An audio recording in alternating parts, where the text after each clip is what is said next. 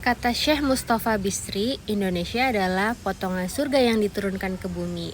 Jadi waktu itu beliau lagi main ke kebun raya Bogor. Dan beliau bilang, wow, orang Indonesia nanti nggak akan kaget nih pas sampai di surga.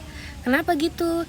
Karena Indonesia itu selayaknya surga, banyak pohon-pohon, udaranya adem, panasnya juga nggak menyengat, dinginnya juga nggak ekstrim. Kita sebagai orang Indonesia nggak pernah mikir kayak gini ya, tapi orang luar negeri yang pindah ke Indonesia akan mikir betapa nyamannya cuaca dan udara di Indonesia. Karena panasnya masih bisa kita handle, badan kita juga nggak terlalu kepanasan, nggak sampai sakit. Terus dinginnya juga kita nggak perlu pakai yang tebel-tebel banget dan nggak membekukan badan kita. Pohon-pohon kita subur, laut kita banyak makanan. Musimnya cuma ada dua, musim hujan dan musim panas. Musim hujan itu kan rahmat. Kalau kita hujan-hujanan juga, kita pantengin nih hujannya, kita juga nggak akan sakit. Bahkan ada penyakit-penyakit yang bisa diterapi dengan terapi hujan, yaitu hujan-hujanan. Contohnya kayak orang yang lagi promil. Terus yang bikin kaget orang luar negeri juga, sikap orang Indonesia itu ramah-ramah banget, mudah akrab, murah senyum. Itu kan semuanya sunnah-sunnah tuh. Allah mengatakan ada 4 penghuni surga yang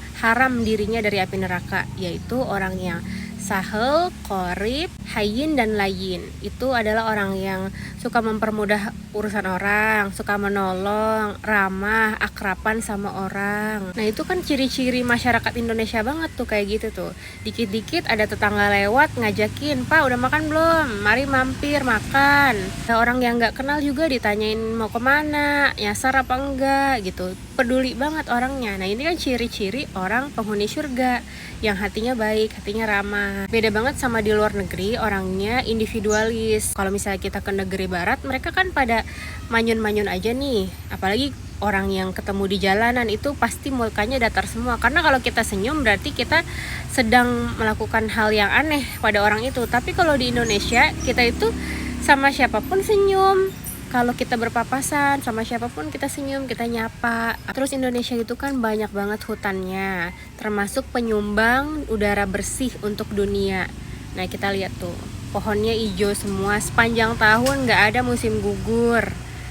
Terus musimnya banyak banget, musim buah-buahannya, musim durian, musim duku, musim rambutan, itu semuanya bermacam-macam tumbuh.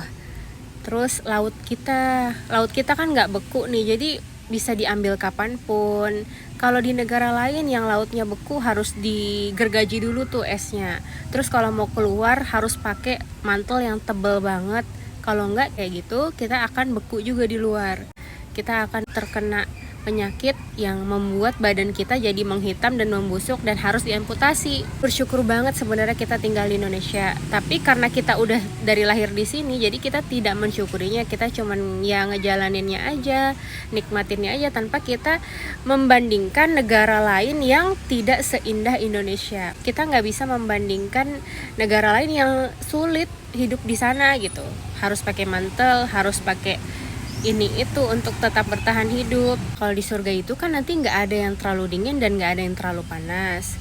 Kalau di neraka panasnya panas banget, dan ada juga neraka yang kondisinya itu dinginnya dingin banget, dinginnya sampai menusuk, sampai membekukan, sampai darah kita itu menjadi penusuk sendiri di dalam badan kita. Ada tuh neraka yang beku kayak gitu nih.